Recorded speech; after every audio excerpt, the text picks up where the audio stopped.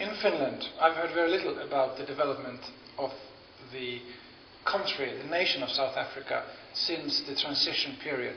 We hear now and then about some scandals, we hear something about the violence, we hear about ANC, bribery, this and that, and there's something about the inequalities, but not much more.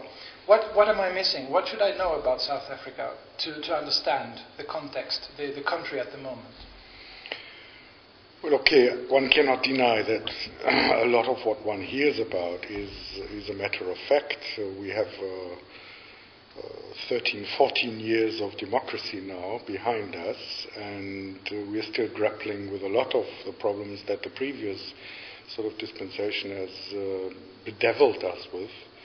And certainly the issue of an even increasing gap between rich and poor is there. So we have dealt with apartheid in political terms, but we have now more and more a problem of a divide in society between rich and poor. 40% of the people live below the poverty line. We have an unemployment rate of 38%. We have probably 35% of the people who cannot read and write, and we have a very frightening rate of HIV/AIDS, and most probably those that are poor, illiterate, unemployed, and are the most vulnerable to HIV/AIDS are the same groups of people. There is, at the same time, we have the problem of a split society, also in terms of first economy and second economy. Government is trying hard to sort of tackle these problems, but of course all of those issues are all beset by a legacy of the past, and the lack of school education, the gap of the gaping sort of scarcity of skills to respond to some of the needs of possibly one of the strongest economies in Africa. But still there's a lot of problems that we have to deal with. That's why I think it is important that one tries to sort of develop a more sort of a responsive system of adult education, which is not only, how should I say, which is not only looking into remedying the difficulties of the past, of a type of schooled literacy approach. Because most people who sit with poverty and who are unemployed and who have given up to sort of compete for jobs, as they are so scarce, they are not interested in certificates and diplomas, because it doesn't change their livelihood. So we, as a support organization, we are much more involved now in trying to sort of link the issues of what people want to learn with what their daily needs are. Can we respond to issues of HIV/AIDS in the first place? How do we tackle stigma? How do you make people aware of the problems? How do you make people able to sort of cope with the issues? How do they enable them to sort of know about their rights? And how do they take care of those who are bedridden? How do we also engage in processes whereby civil society sort of starts to say with a loud voice, government should do more about it? You may have heard about the issues of the kind of slack response of government, and that it was civil society that had forced government to finally start with a roll-out program on antiretroviral. So it's very important that civil society becomes is re-strengthened, if not reborn again, because one must be aware of the fact that with the advent of the new government and the liberation of, or the undoing of apartheid, a lot of those that were in the struggle were sucked into the governmental systems. which also creates a very particular problem, which is that people sitting in government who came from NGOs or struggle organizations now are very defensive when you as civil society say, you're not doing this and that, what do you do about HIV/AIDS, what do you do about literacy, what about poverty combating, what is the role of government, what about increasing the trickle down of a neoliberal policy obviously doesn't work. So, and because of all those frustrations, people want to see more results and more outcome, and certainly the present struggle about succession in the ANC and for the presidency has to do with different ideas. There are those that say, no, we have to continue with the neoliberal project, and others who say, no, we have to start redistributing wealth, where then others say, no, that would destroy the whole thing, and the whole sort of upswing that we have would be curbed, and therefore it is not the right way to go. Is it fair to say that this is a kind of, paradoxically enough, a kind of mirror image to the situation in Europe, where the students of 1968 who wanted change for many years have been in power and kind of preserving the system, and the newer generations are finding it very hard to find an echo because their parents, who are the ones protesting and wanting change, are now the most among the more conservative ones. Do you see my point? Yeah, I see the point. It's difficult for me to make a judgment on that because it's already 10 years that I'm now living in South Africa, and therefore I'm more sort of familiar with those issues. What I feel still is very predominant, that people just think that as you were in the struggle, you're now in government, and therefore you would still behold those previous ideas and values, and therefore why should you, and they would sort of then turn to you and say, you are my brother and my sister, why should you criticize me? I'm trying just to do my best. But then they don't see that a governmental sort of system cannot do justice to the type of how should I say, the quests or the claims that come from society, because they are so distant now, and they just don't want to believe that because of that function that they sit in, thereby it has also created a kind of hiatus, a kind of separation from where they used to stand. How strong is the civil society today, from your point of view? I think it's still very weak. It's only about after 10 years of a depletion period to sort of regain force and to be heard and to be more structured and be more concise. And although still I think there's still a lot to do, and civil society is not yet, I think it could be much stronger, but it's still a lot of work that needs to be done. And maybe the way that frustrations are being dealt with is also a question. Are we able to turn that into a positive energy instead of just going away and say, I don't want to deal with that anymore?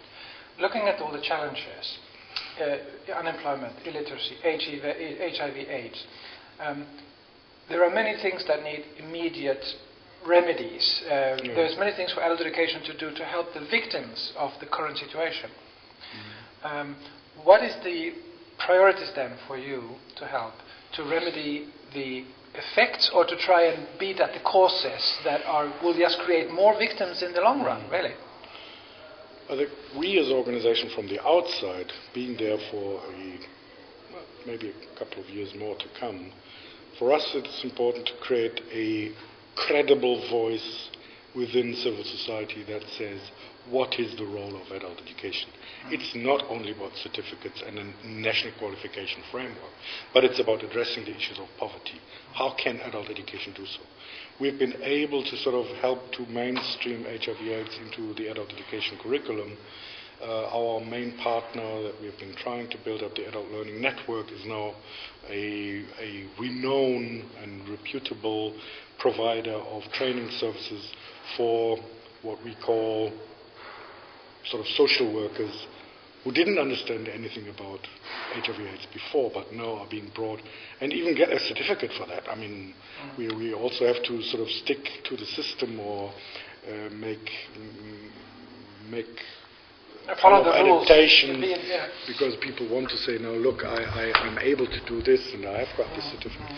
So I think those issues are of importance. Then the other thing, which is a long way to go, is to make people understand that adult basic education is not only about literacy in an autonomous model or as an autonomous concept, but it's more about how does literacy relate to issues of local participation in governance, how does literacy relate to every aspect of where I need to communicate.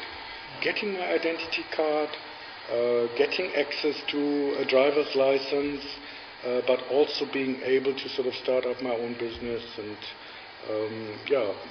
start to sort of create greater self-assertion. We can change our lives, and it's not something that needs to be built on plans that others have sort of worked out for us, but we can sit together in our community and we can try to find out what are the possibilities, what are our problems, and what are parts of the solutions where we can be the first to go into activating those. So I think it's about local participation, it's about understanding your own power or your disempowerment and starting to reactivate people in sort of, yes, what can we do, what do we want to do, and how does that change our livelihood? What are the biggest obstacles for getting adults into adult education? Well, I mean, the very fact that I'm quoting this type of, or mentioning this type of innovative approach is that we are saying the schooled type of literacy, the predominant idea of an urban, modernized sort of situation where there is an economic sort of pathway which will be opened up wide for you with your kind of barcode on your front, and then sesame doors will open. For so many people, I mean, I should say close to 9 million people, that is a lie. Now, what then do you offer them if they say, that is not for me, that is for the others? Then you have to sort of, I think, really start understanding of how adult education at a local level with the community can start to identify what the smallest first steps might be for them to be engaged with. And it may be something like sort of growing vegetable to help the local sort of crash of orphans that are orphaned because of HIV/AIDS ravaging the community. It may be something where they learn to understand how local government works, and therefore say, instead of building that road around the mall, is there not another way of using scarce resources by building feeder roads into the community? So whatever it is, so that they understand their rights, that they understand that they can act. But I think it's a more demanding job than teaching people read and write, because you must be much more resourceful, you must be much more listening, you must probe with people, is that a realistic plan that you have? Can we really deliver on? Do we set our targets too high? Will we be frustrated afterwards because those targets were too sort of pie in the sky? So I think that type of a more holistic, a more sensible type of adult education is what is more important in South Africa than a model of adult education which is sort of takes the blueprint of formal schooling, which is very predominant because South African government has made enormous efforts to introduce what they call a national qualification framework with outcomes-based education, and it's all sort of structured to the policies are all marvelous. The problem is that they do not respond to a certain large, marginalized, if not excluded part of the society, because they don't even have the stepping stone to go into that level of engagement with a qualification system whereby I make one step to the next. And so there is a real risk that South Africa is going to make the wrong choice. Well, at the moment they are going in this direction. Look, one has to say that it's not all that bleak, I should say. One thing one must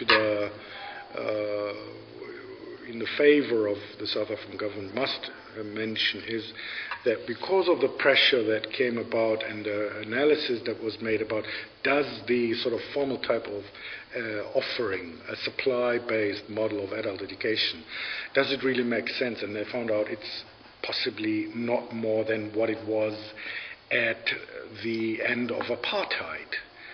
So the critique is there and it is accepted now.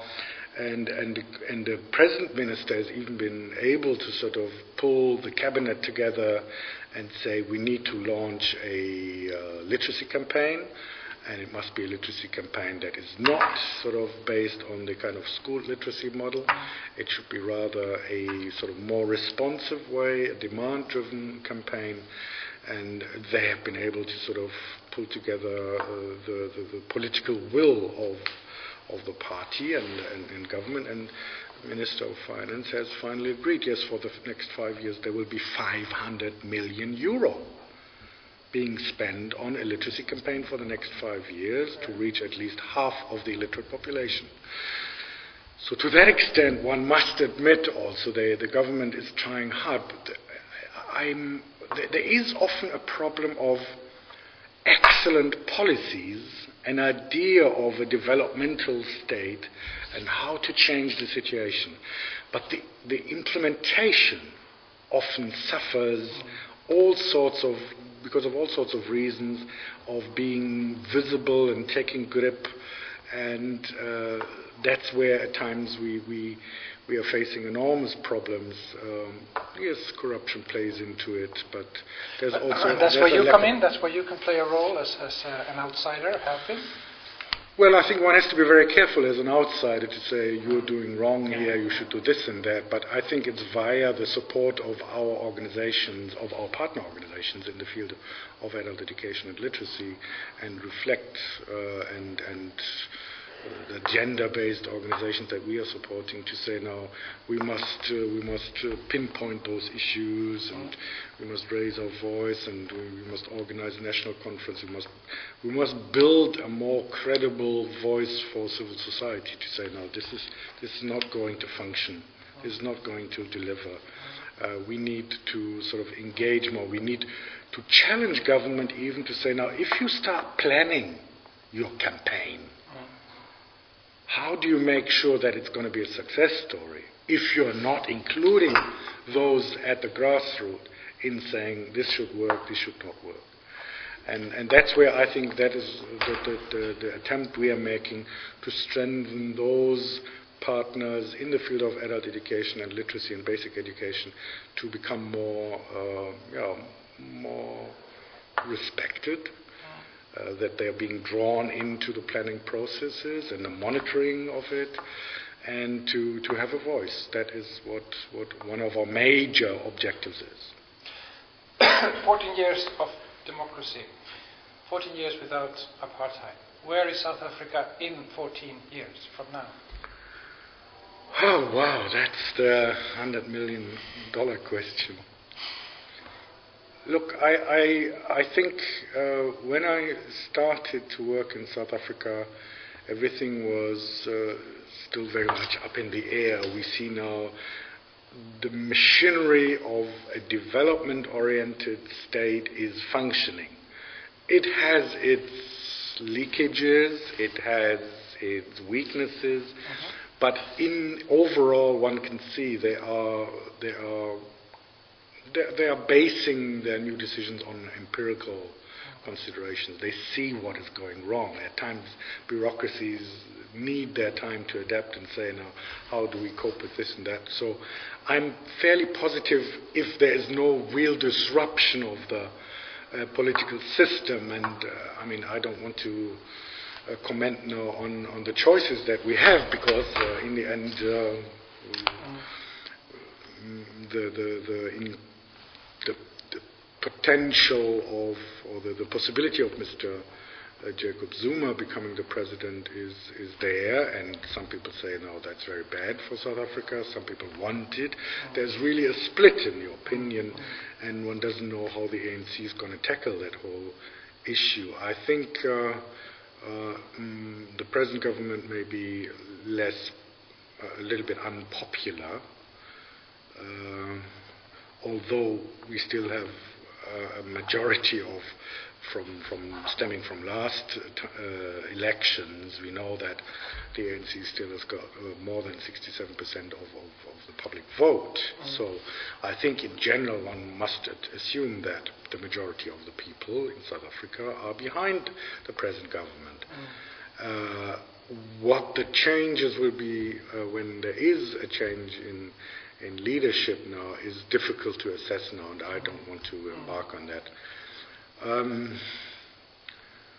Maybe what would be good for South Africa if an opposition force would gain more strength and would also be more credible and not too much seen as being leaning towards the white minority.